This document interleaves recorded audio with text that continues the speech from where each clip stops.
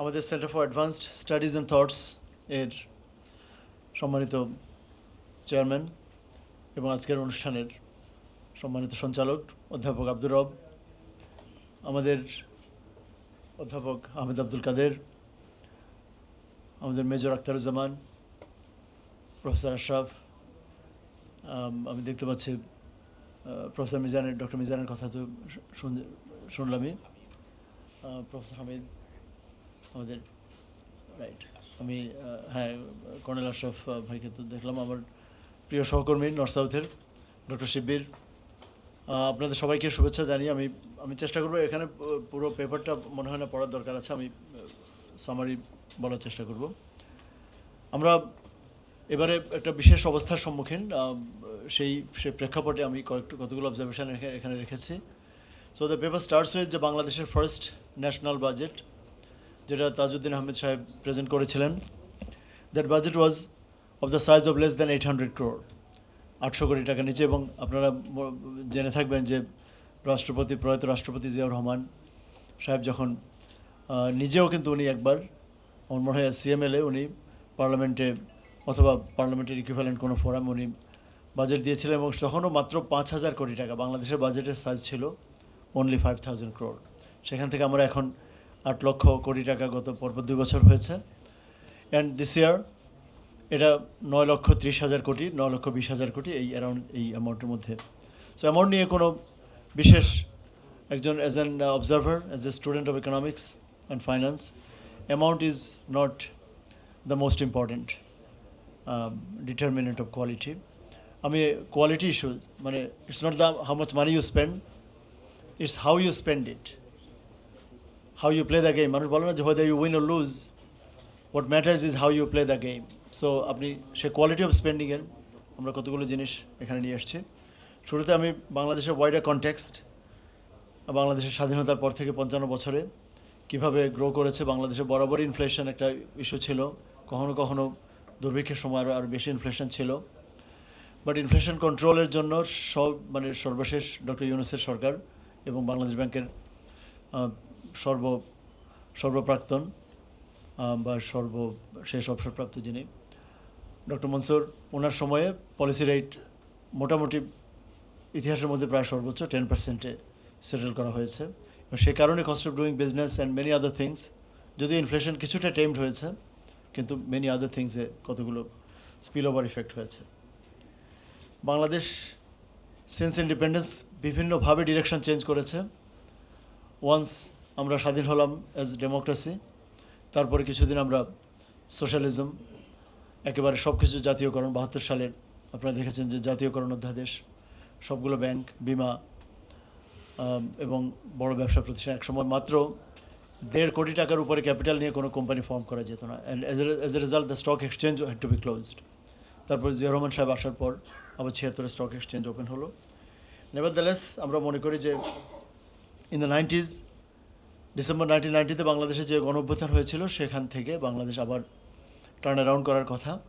তারপর কিছুদিন অর্থনৈতিক অগ্রগতি খুব একটা না হলেও অ্যাটলিস্ট সোশ্যাল কিছু ডেভেলপমেন্ট এবং নারী শিক্ষা, ইকোনমিক প্রাইভেটাইজেশন 1983-84 আপনারা জানেন যে প্রাইভেটাইজেশনের মূলত উদ্যোক্তা প্রয়াত রাষ্ট্রপতি জিয়াউর রহমান সাহেব ছিলেন। উনি তখন মিশ্র অর্থনীতি বলতেন, কিন্তু এরপরে এরশাদ সাহেবের সময় আরও বেশি বাজার অর্থনীতির দিকে বাংলাদেশ এসছে। এরপরে যদিও আওয়ামী লীগ শুরুতে বাজার অর্থনীতি নিয়ে অনেক তামাশা তিরস্কার করতো, কিন্তু তারা নিজেরাও এটাকে অ্যাডভান্স করেছে। এখন আমরা যেই ইস্যু নিয়ে আমরা the challenge ahead of us হচ্ছে, আমি আপনাদের বলবো যে পেজ নাম্বার 3-তে দেখবেন যে আমি সামারি বলেছি যে Bangladesh has consistently been suffering from chronic shortfall in revenue collections, indicating the need for an overhaul of the NBR. So বরাবরই আমরা দুটা বাজেটে ভাগ করি, one part is revenue budget, another part is capital budget. এবং revenue বাজেটেও আগে shortfall ছিল, বাংলাদেশের বাজেটের প্রায় 80% এইড ডিপেন্ডেন্ট ছিল, ক্যাপিটাল বাজেটের প্রায় পুরোটাই এইড ডিপেন্ডেন্ট। তারপর আই থিঙ্ক 1990s-এর শেষ দিকে আমরা মোটামুটি নিজেরা, সাইফুর রহমান সাহেবের সময় থেকে নিজেরা উনি বললেন যে আমাদের আর খয়রাতি টাকার দরকার নেই, তখন থেকে আমরা বৈদেশিক সাহায্যের উপর এখন প্রায় নির্ভরতা আমাদের নেই। কতগুলো প্রজেক্ট বেসড আমরা লোন নেই, কিন্তু গ্রান্ট একেবারেই প্রায় জিরো। গ্রান্ট শুধু রোহিঙ্গা ক্যাম্প অথবা ইত্যাদি কতগুলো ইস্যুতে আমরা কিছু গ্রান্ট পাই, বাট আমাদের রেগুলার ক্যাপিটাল প্রজেক্টস এবং রিভলভিং বাজেটের জন্য কোনো গ্রান্টের উপর নির্ভর এখনও করতে হয় না, যদিও লোনস এ লট। সো এই যে শর্টফল আপনি দেখবেন যে ওই মানে চলতি যে হিসাব বাজেটের রিভলভিং পার্ট, আপনার যেমন সংসারের আমরা যে মানে রুটিন এক্সপেন্ডিচার সেখান থেকে সেভ করার কথা, সেখানে আমার বেতন ধরুন বেতন 1000 টাকা হলে আমরা 700 টাকা 800 টাকা কনসামশন, বাকিটা সেভিংস। এই সেভিংসটাই হওয়ার কথা ইনভেস্টমেন্ট। সো এডিপি বলে আমরা যা বুঝি, এটা মূলত পারিবারিক পর্যায়ে হলে বা স্মল কর্পোরেটের জন্য হলে এটা হতো ইনভেস্টমেন্ট, আপনার investing cash flow. So in a regular business আমরা অপারেটিং ক্যাশ ফ্লো থেকে you are suppose to save operating cash flow, মানে অপারেটিং বাজেট। So say operating cash flow যদি পজিটিভ হয়, then investing cash flow for a growing company কখনো positive হওয়ার দরকার নেই। Investing cash flow is usually negative, because আপনি ধরুন গাড়ি কিনবেন, বাড়ি কিনবেন, এই যে long term assets for state, রাস্তাঘাট, hospital, bridge, culvert, airports, fertiliser বা পাবলিক সেক্টরের যে বড় বড় কোম্পানিগুলো আছে, এখন এখানে ইনভেস্টমেন্টের জন্য বড় করা ইজ ওকে, হুইচ ইজ আমরা বলি cash flow from financing. So স্টেটের বাজেটে এই 3টা সেকশন নেই, অপারেটিং, ইনভেস্টিং, ফাইন্যান্সিং নেই। অপারেটিংটা আছে। এই অপারেটিংয়ে আমরা রিসেন্টলি গত প্রায় 10-15 বছর প্রত্যেক বছরই আমরা সারপ্লাস করার কথা, কিন্তু ইন রিয়েল সেন্স এই অপারেটিংয়েও কিন্তু ডেফিসিট। যেমন আমরা গত বছর বলতে পারি, গত বছর যদি আপনি এনবিআরের, এটা 24-25 এনবিআরের রেভিনিউ কালেকশন ইভেন 4 লক্ষ এনবিআর এবং non NBR, it's very important to know. NBR নিজে ট্যাক্স ভিএটি কালেক্ট করে, আর এরপরে এনটিআর বলা হয়, নন ট্যাক্স রেভিনিউ কিছু কালেক্ট করে। এই দুটো মিলে আমরা এনবিআর কালেকশন কিন্তু 4 লক্ষ কোটি টাকার নিচে ছিল ইভেন 2024-25-এ। চলতি বছর হয়তো 4 লক্ষ ক্রস করবে, ডক্টর ইউনূসের সময় ডক্টর সালাউদ্দিন যে বাজেট দিয়েছেন। এখন এরপরে আরও থাকে 3 লক্ষ কোটি টাকার এডিপি।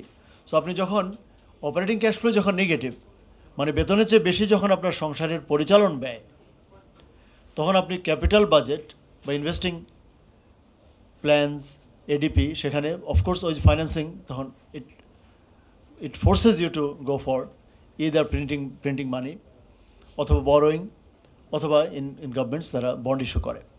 তো বন্ড ইস্যু, বরোয়িং, বিদেশ থেকে আনলা borrowing, ADB, IDB, world bank, যেখান থেকে আনো না কেন, এক্সিম ব্যাংক অথবা চায়না, রাশিয়া, সবই আমাদের বরোয়িং, সবগুলাই লং টার্ম। এখান থেকে শর্ট টার্ম বরোয়িং আমরা ইউজুয়ালি বাংলাদেশে উইদিন দ্য কান্ট্রি করা হয়। সো এই মেকানিজমটা আপনাকে বুঝতে হবে যে শুভঙ্করের ফাঁকিটা, যে আমরা দেখাচ্ছি উদ্বৃত্ত বাজেট অন রেভিনিউ সাইড, কিন্তু আসলে রেভিনিউতেও আমাদের ঘাটতি বাজেট। সো ওভারঅল একটা দেশের জন্য ঘাটতি বাজেট অসুবিধা ছিল না, কিন্তু রেভিনিউতে ঘাটতি বাজেট এখনকার বাংলাদেশে ইজ নট অ্যাকসেপ্টেবল। এটা একটা ইম্পর্টেন্ট পয়েন্ট আজকের, যে রেভিনিউ পার্টে আমার যে রাজস্ব ব্যয়, তার চেয়ে বেশি রাজস্ব আয় হওয়া উচিত, অথবা সমান সমান হওয়া উচিত। এরপর দ্বিতীয় যে প্রবলেমটা হয়, যে সিগনিফিক্যান্ট আপনি দেখবেন যে রেভিনিউ পটেনশিয়াল এক্সিস্টস আমাদের দেশে as tax growth lagging GDP growth. এখন যে রেটে জিডিপি বাড়ছে, অ্যাটলিস্ট সেই রেটে ট্যাক্স গ্রো করার কথা, কিন্তু সেই রেটে আমরা গ্রো করতে দেখি না। তারপর দেখুন দ্য ইন্টারিম গভর্নমেন্টস কতগুলো ইনিশিয়েটিভ নিয়েছে, তার মধ্যে একটা এখনও শেষ করতে পারেননি, bifurcating the policy and implementation wings of the NBR. ওনারা বলছেন যে একই ব্যক্তি বা একই ফোরাম যদি ডিসিশন নেয় এবং তারাই যদি ইমপ্লিমেন্ট করে, তাহলে সেটা হয়তো কনফ্লিক্ট অফ ইন্টারেস্ট হতে পারে। বাট এটা নিয়ে আরও ডিসকাশন, আরও ডিউ প্রসেস হওয়ার দরকার ছিল। কারণ এনবিআর এমন একটা জায়গা, বা অনেক জায়গায় আবার একই জনের হাতে, যেমন আমরা ম্যানেজমেন্টে বলি যে authority and responsibility should go hand in hand.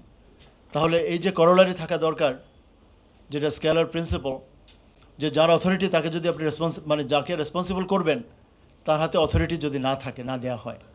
এখন ডিসিশন মেকিং এনবিআরের পলিসি লেভেলে আলাদা, আমি উন্নত বিশ্বেও খুব একটা, মানে অফকোর্স পলিসি লেভেল এনবিআরের মেজর কাজই পলিসি, এরপর ইন্সপেক্টররা বা অনলাইনেই অ্যাকচুয়াল কালেকশনটা অলমোস্ট মেকানিক্যাল।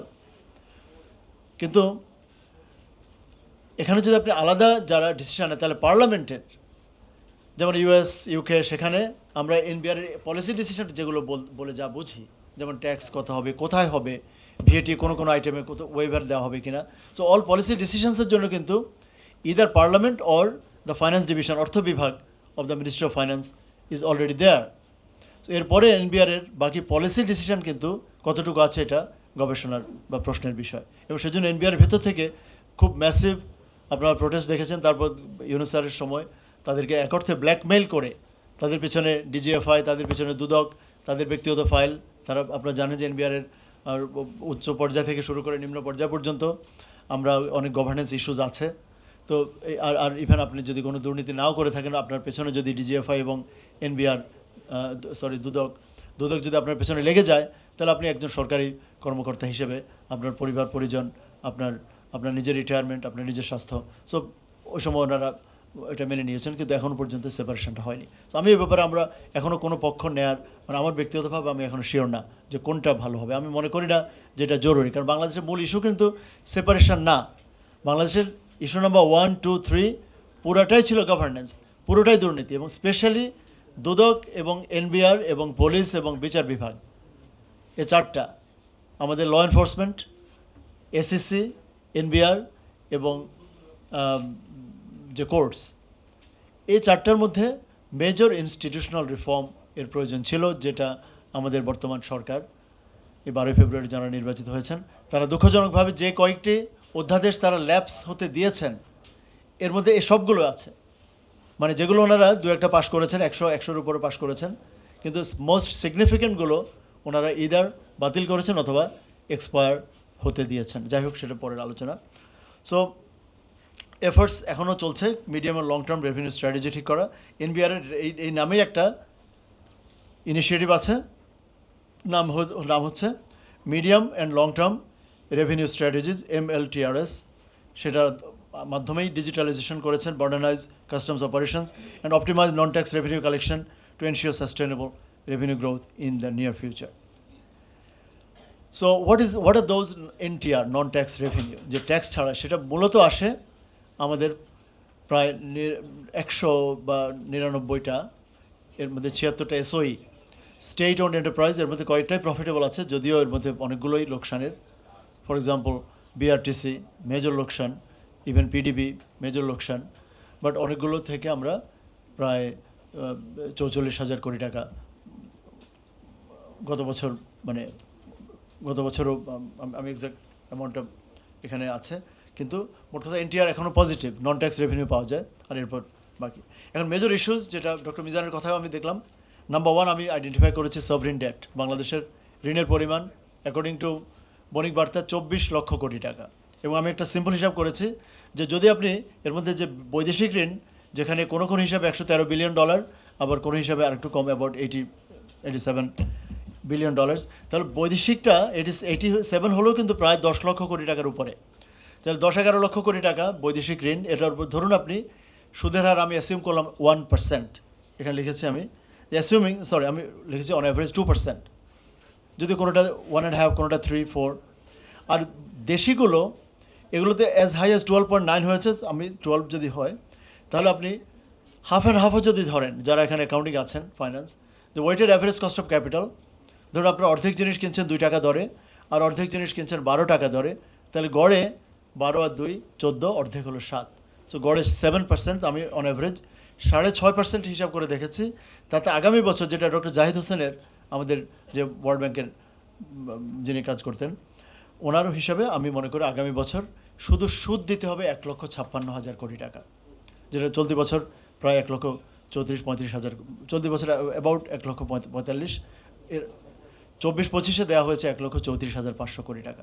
সো আপনি যদি 1.5 লক্ষ কোটি টাকা সুদ দেন, আর টোটাল বেতন যদি হয় মাত্র 4 লক্ষ কোটি টাকা বা 4.5 লক্ষ কোটি টাকা, তাহলে আর থাকে 3 লক্ষ। 3 লক্ষ থেকে আমাদের সোশ্যাল সেফটি নেটেই চলে যায়। গত বছরের বাজেট ছিল 1,16,000 কোটি, এবছর আরও কতগুলো প্রোগ্রাম তো চালু হয়েছেই, তার মধ্যে একটারই শুধু ফ্যামিলি কার্ডের জন্য প্রয়োজন হবে 1,20,000 কোটি টাকা, যদি যেভাবে প্রমিস করা হয়েছে যদি সবাইকে দেওয়া হয়। যদিও এটা একটা ড্রাকোনিয়ান আইডিয়া, সবাইকে দেওয়ার ব্যাপারে আমরা আগেও কথা বলেছি যে ইটস এ লেজি সলিউশন, কারণ আপনাদের যেমন এখানে সবাই কিন্তু আমরা সবাই বিভিন্নভাবেই হয়তো আমরা ক্লান্ত, কিন্তু সবাইকে আপনি একই ধরনের মেডিসিন, সবাইকে প্যারাসিটামল বা সবাইকে অ্যান্টিহিস্টামিন দেওয়ার মতো, মানে ডাক্তার তো কেউ নিশ্চয়ই ভালো ডাক্তার বলবেন না। যাই হোক, কিন্তু তর্কের খাতিরে ধরে নিলাম যে ওর মধ্যে যদি আপনি অর্ধেক মানুষকেও দেন, তাহলেও 60,000 কোটি টাকা, বা 1/4 দিলেও 30,000 কোটি টাকা প্রয়োজন হবে। এবং সেখানে এক ধরনের আমি বলবো যে প্রতারণা, তাহলে তার কারণ ভোট নেওয়ার আগে বলেছেন প্রত্যেকে পাবে, তখন কথা ছিল 4 কোটি পরিবার পাবে, এখন বাস্তবে দিচ্ছেন 37,000 পরিবারকে। এবং যদি এটা বাড়েও আমি মনে করি না বাংলাদেশে কোনো দিন ইনক্লুডিং মানে গভর্নমেন্ট যদি চায়ও 1 থেকে 1.5 কোটি পরিবারের উপরে ফ্যামিলি কার্ড দেওয়া সম্ভব হবে না, কারণ ইনকামে তারা কোয়ালিফাই করবে না, এক পর্যায়ে আসবেই। যাই হোক, সো দেখুন আপনি 1,56,000 বা 60, অ্যাকর্ডিং টু জাহিদ স্যার 160, কেউ কেউ বলছে আরও বেশি, শুধু ইন্টারেস্ট। আর বাকি যে 24 লক্ষ কোটি টাকা, এটা সিম্পল হিসাব, কিন্তু এর জন্য খুব বেশি ফাইন্যান্স মানে এক্সিকিউটিভ হওয়ার দরকার নেই। আপনি 24 লাখ টাকা যদি আপনি ধার করেন, আর অ্যাভারেজ মেয়াদ যদি ধরুন 24 বছর হয়, লংগেস্ট হলো 30 বছর, তাহলে 24 বছরে যদি আসলটা আপনি সরল মানে সিম্পল ইন্টারেস্টেও যদি সিম্পল স্ট্রেট লাইনেও যদি রিপে করেন, তাহলে গড়ে প্রতি বছর কমপক্ষে 1 লক্ষ কোটি টাকা আমাদের আসল শোধ করার কথা। তো ইউজুয়ালি শুরুতে কম হয়, কারণ শুরুতে ইন্টারেস্টের পরিমাণ বেশি থাকে, শেষে বেশি হয়। তাহলে কিন্তু আজ হোক কাল হোক, state cannot B A defaulter. এটা মনে রাখবেন যে বাংলাদেশ সরকার, জনগণের সাথে সরকারের যে চুক্তি হয়, যে কারণে আপনি ডিআইটি বা রাজুকের জমি পেলে আপনি নিশ্চিন্ত বোধ করেন যে সরকার ওয়াদা ভঙ্গ করে না, সরকার চুক্তি ভঙ্গ করতে পারে না, সরকার রিটায়ারমেন্টের টাকা পে করবে। যদিও রেলওয়ে যদি ব্যাংক্রাফ্ট হয়ে যায়, কিন্তু রেলওয়ের কর্মচারীরা জানে যে তাদের রিটায়ারমেন্ট ইজ সিকিউরড, তাই না? প্রাইমারি স্কুলের শিক্ষক, হাই স্কুলের শিক্ষক সরকারি হলে। তাহলে এই 24 লক্ষ কোটি টাকার কিন্তু একেবারে 1 পয়সা পর্যন্ত বাংলাদেশ সরকারকে শোধ করতে হবে টুডে অর টুমরো। তাহলে এখানে আছে আরও 1 লক্ষ কোটি টাকা। আর সুদ যদি গড়ে 1.5 লক্ষ কোটি টাকা হয়, এবং সুদ কেন 1.5 লক্ষ কোটি হবে? কারণ আপনি তো আসল 1 টাকা আমরা শোধ করছে ধরছি না, আসল শোধটা আমরা এখানে ইনস্টলমেন্টে অ্যামোর্টাইজ করছি না। তাহলে আমি এটা এক ধরনের ইন্টারেস্ট অনলি লোন, মানে when you pay only the interest, যে আমি আসলটা এখন দিতে পারবো না। তাহলে যখন দেবেন তখনও যদি 1 লক্ষ কোটি টাকার পরিমাণ আপনার ঘাড়ে পড়বে, তার মানে কোনো কোনো বছর 5 লক্ষ 6 লক্ষ কোটি টাকাও পড়বে, বিকজ আপনি প্রত্যেক বছর দিচ্ছেন না, আগ থেকে আসল দিচ্ছেন না, কম দিচ্ছেন। সেকেন্ড মেজর ইস্যু হচ্ছে আমাদের নন পারফর্মিং লোন। এটা নিয়ে অনেক কথাবার্তা আগে হয়েছে, প্রায় 6.5 লক্ষ কোটি টাকায় পৌঁছেছিল। এখন যে এটা আবার একটু কমেছে বলা হয় যে 5,30,000 বা 5,56,000, এটা একটা মানে আমি বলবো দুর্ভাগ্যজনক একটা মিথ্যাচার। কারণ ওই যে 1% পে করে মানে কিছুদিনের জন্য আপনাকে লাইফ সাপোর্টের যে লোনগুলো নেওয়া হয়েছে, এবং এগুলো কিন্তু সবগুলো বড় লোন হওয়ার কারণে মাত্র 1200টা কেস ডিসপেন্স করার সাথে সাথে প্রায় 70,000 65,000 কোটি টাকা মনে হচ্ছে যে নন পারফর্মিং না, মানে এগুলো মোটামুটি এখন পারফর্মিং, মানে এগুলো চলমান, বাট এগুলো কিন্তু রিপেইড না। সো যদি রাইট অফ করা হয় এই 6.5 লক্ষ কোটি টাকার যদি 10% যদি রাইট অফ করতে হয়, তাহলে 65,000 কোটি টাকা, যেটা 65টা ব্যাংকে 61টা ব্যাংকে যদি আপনি ভাগও করে দেন, তাহলে প্রত্যেকের ঘাড়ে 1,000 কোটি টাকা করে লোকসান হবে, যেটা ব্যাংকগুলো খুব ভালো বছরেও 1,000 কোটি দূরের কথা 200 কোটি টাকা অনেকগুলো ব্যাংক প্রফিট করতে পারে না। থার্ড, আমরা দেখতে পাচ্ছি বাংলাদেশের ট্যাক্স টু জিডিপি রেশিও বলা হয় খুবই কম, একসময় 8 ছিল, এখন less than 7, to be specific সর্বশেষ বছরে ছিল 6.8%। এটা কিন্তু মানে ইভেন যারা অ্যানালিস্ট, যারা সরকারের কাজকর্ম অবজার্ভ করছে, তারাও অনেকে ভুলে 8% বলে, এটা কিন্তু 7-এর চেয়েও কম। এখন কোশ্চেন হচ্ছে এটাকে বাড়াবো। বাংলাদেশের জনগণের মূল আপত্তি হচ্ছে আমি আপনার থেকে কোনো সার্ভিসই পাচ্ছি না, হসপিটালে গেলে আমি বেড পাই না, পুলিশের কাছে গেলে সার্ভিস পাই না, রাস্তাঘাট মশা, এই যে হামের অবস্থা দেখুন আপনি, মানে এখানে কোনো মানে কোনো ধরনের মহামারী না হলেও এপিডেমিক ছাড়াই এখানে আজকে দেখলাম যে প্রায় 400 বাচ্চা মারা গেছে। সো এই যখন একটা দেশের হেলথ সেক্টরের অবস্থা, স্কুলে শিক্ষার কথা নিউ ইয়র্ক টাইম ম্যাগাজিন বোধহয় বলেছে যে আমরা আমাদের ইন্টারমিডিয়েটের স্টুডেন্টরা আন্তর্জাতিক পর্যায়ে ক্লাস 7, মানে আমরা 5.5 বছরের গ্যাপ, নলেজ গ্যাপ আমরা পিছিয়ে আছি। That's the quality of our education. জাতীয় বিশ্ববিদ্যালয়ে 9 লক্ষ স্টুডেন্ট প্রতি বছর গ্র্যাজুয়েট করায়, 38 লক্ষ স্টুডেন্ট, তার মধ্যে 9,000 জনকেও চাকরি দিতে পারে না বাংলাদেশ, 9,000 কেউ। সো প্রতি বছরে যে 23 লক্ষ তরুণী জব মার্কেটে আসছে, তাদের জন্য আমার ভাষায় আমি আগেও বলেছিলাম 23,000টিও ডিসেন্ট জব নেই। তো তাহলে আপনি এই শিক্ষা খাতে কেন আপনি এই গরিবের পয়সা, রিক্সাওয়ালার পয়সা, মানে সবজি বিক্রেতার পয়সা এনে আপনি এই শিক্ষা খাতে আরও বিনিয়োগের কথা বলবেন? সো আমি ট্যাক্স টু জিডিপি রেশিও বাড়ানোর জন্য খুব সহজে এনবিআর পার পেয়ে যায় আপনাদের কাছে, যে ট্যাক্স টু জিডিপি রেশিও, মানে মানুষ ট্যাক্স দেয় না। আরে বাবা, তুমি তো ট্যাক্স কালেক্ট করতে পারছো না। তুমি যদি খাতুনগঞ্জের ব্যবসায়ী যদি তার দৈনিক টার্নওভার 1 কোটি টাকা হয়, আর তার যদি বছরে ট্যাক্স হয় বা মাসে ট্যাক্স হয় 10,000 টাকা, 1 কোটি টাকা প্রতিদিন বিক্রি করার পর সে সারা মাসে 10,000 টাকা ট্যাক্স দিয়ে, এবং তারা উইথ সারপ্রাইজ তারা যখন শুনে যে তাদেরই আত্মীয় স্বজন এটা ছাপোষা কিন্তু মাসে 1 লাখ টাকা তার অ্যাট সোর্স ট্যাক্স কেটে নেয়। এটা আমি মানে সরাসরি কনজেকচার, মানে শুনে বলছি। তো তাহলে সেখানে বাংলাদেশে বাংলাদেশের মানে অর্থনীতি সমিতি এর আগে একবার বলেছে, বাংলাদেশ অর্থনীতি সমিতি আপনারা জানেন যে 1 বছর একটা অল্টারনেটিভ বাজেট দিয়েছিল, এবং তারা বলেছে রেভিনিউ কালেকশন সম্ভব বাংলাদেশে 28 লক্ষ কোটি টাকা। এটা নোটিস করা উচিত। ডক্টর আবুল বারাকাত সভাপতি ছিলেন, ডক্টর জামাল উদ্দিন সেক্রেটারি ছিলেন, আমার কাছে ওই বাজেটের কপিও আছে, যে 28 লক্ষ কোটি টাকা যেখানে ট্যাক্স রেভিনিউ কালেকশনের পটেনশিয়াল, সেখানে আমরা তখন ওনারা যেবার দিয়েছিলেন সেবার টোটাল বাজেট সাইজই ছিল মাত্র 4 লক্ষ কোটি টাকা। আপনার মনে আছে যে শেখ হাসিনা এক পর্যায়ে প্রথম খুব সেলিব্রেশন হয়েছিল যে বাজেট সাইজ 4 লক্ষ কোটি টাকার বাজেট আমরা দিচ্ছি। যাই হোক, সো এনবিআর এই যে ট্যাক্স টু জিডিপি রেশিও বাড়াতে বলছে, হ্যাঁ ট্যাক্স বাড়া উচিত, কিন্তু ট্যাক্স বাড়বে কোত্থেকে? গ্রোথ যদি না থাকে।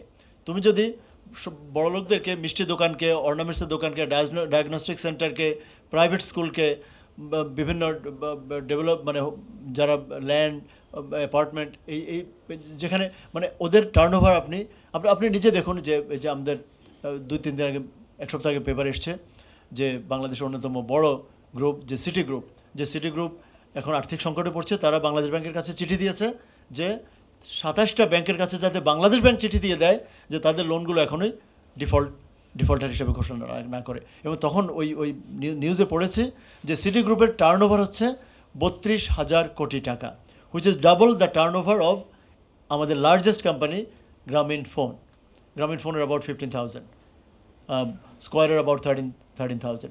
তো তাহলে 32,000 কোটি টাকার যে টার্নওভার। একইভাবে আপনি শেলটেকের টার্নওভার দেখুন, আমি মানে এখানে নাম নিয়েই বলছি কারণ এটা আমাদের দেশের these are public interest entities. তাই এই যে যারা বড় বড় ডায়াগনস্টিক সেন্টার, ওই যে বললাম private hospital, private schools, private medical, এই জায়গাগুলোতে কয় টাকা ট্যাক্স দেয়, তাই না? আমাদের দেশের মানে আপনি শুধু হাইওয়েগুলোতে এই প্রগতি সরণির উপরে আপনি দেখুন যে কত লক্ষ কত অযুত দোকান আছে, এর মধ্যে কজন থেকে আমরা এনবিআর ট্যাক্স কালেক্ট করতে পারে বা কত টাকা ট্যাক্স কালেক্ট করে। যাই হোক, সো এটা আমাদের একটা বড় crisis. Tax to GDP ratio is low, এটা ইমপ্রুভ করা দরকার, ট্রু, কিন্তু not on the shoulders of the ones who are already compliant. বুঝতে পেরেছেন? আপনি এর মানে হচ্ছে যে ইয়ের দেশে ঠান্ডা মানে শীতে আপনি সুইডেন বা আপনার দেখবেন যে আইসল্যান্ড যে গ্রিনল্যান্ডে ওখানে ওই যে ওরা কুকুর দিয়ে এক ধরনের কার্ট আছে, কুকুরের সাথে বেঁধে দিয়ে কাঠের ইয়েতে চ্যারিয়ট, হ্যাঁ স্লেজ না।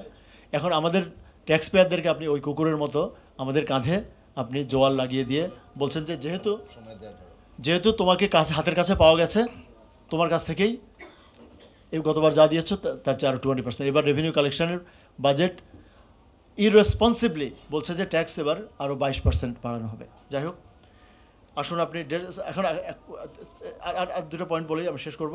একটা হচ্ছে ট্যাক্স টু জিডিপি তো বললাম, দেন আসুন যে বলা হয় যে ডেট টু জিডিপি রেশিও তো লো, কোনো দেশে 142%, আমাদের দেশে মাত্র 40%।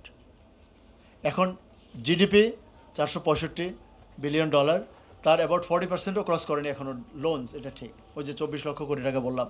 কিন্তু তারা লক্ষ্য করেন না যে দেশগুলোকে আপনি রেফারেন্স দিচ্ছেন সেখানে সুদের হার হচ্ছে 1%। ইউএস 2008-09 ফাইন্যান্সিয়াল ক্রাইসিসের সময় তারা বন্ড ইস্যু করেছে 30-year বন্ডস এট 0.75% ইন্টারেস্ট, মানে $100 ধার করলে $1 চেয়েও কম সুদ দিতে হতো।